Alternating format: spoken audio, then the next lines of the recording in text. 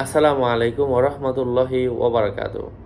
সম্মানিত ভাই ও বন্ধুরা, আজকের এই ভিডিওতে আমরা আপনাদের সাথে আলোচনা করব স্বপ্নে বানর দেখলে কি হয়। বানর এটা আমাদের খুবই সুপরিচিত একটি প্রাণী। বানর দেখার ব্যাখ্যা ইমাম ইবনে সিরিনের কিতাব থেকে আমি আপনাদের সাথে আলোচনা করব। যুক্ত আছে আপনাদের সাথে আমি মুফতি জুবায়ের বিন ইমাম। আমার ভেরিফাইড চ্যানেলের ডিসক্রিপশন বক্সে ক্লিক করলে পেজ আর আইডি আসবে, এর বাইরে অন্য কোনো পেজ নাই, কোনো আইডি নাই। আমার নাম লিখে শুধু শুধু ফেসবুকে সার্চ করলে হাজার মানুষের আইডি আসবে, নাম আর ছবি দেখলেই ওইটা আমি না। ভেরিফাইড চ্যানেলের ডিসক্রিপশন বক্সে ক্লিক করুন।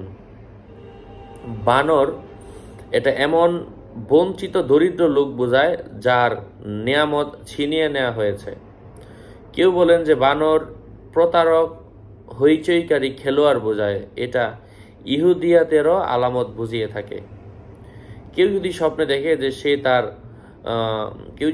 দেখে যে সে ও তার বানর যুদ্ধ করেছে আর সে বিজয়ী হয়েছে, তাহলে এতে এই ইঙ্গিত রয়েছে যে সে অসুস্থ হবে আবার ভালো হয়ে যাবে। আর যদি বানর বিজয়ী হয় তাহলে রোগ মুক্তির আলামত বুঝতে হবে।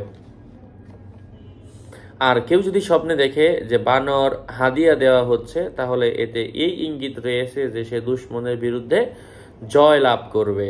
যদি কেউ স্বপ্নে দেখে বানরের গোশত খাচ্ছে, তাহলে এতে এই ইঙ্গিত রয়েছে যে সে কঠিন পেরেশানি ও অসুস্থতায় পতিত হবে। যদি কেউ স্বপ্নে দেখে বানর হয়ে যাচ্ছে, তাহলে সে চতুর্দিক থেকে উপকৃত হবে। যদি সে বানরকে কামড় দিচ্ছে দেখে, তাহলে এতে এই ইঙ্গিত রয়েছে যে তার ও মানুষের মাঝে ঝগড়া হবে। কেউ কেউ বলেছেন যে বানর হলো কবিরা গুনাহে লিপ্তদের মধ্য থেকে একজন।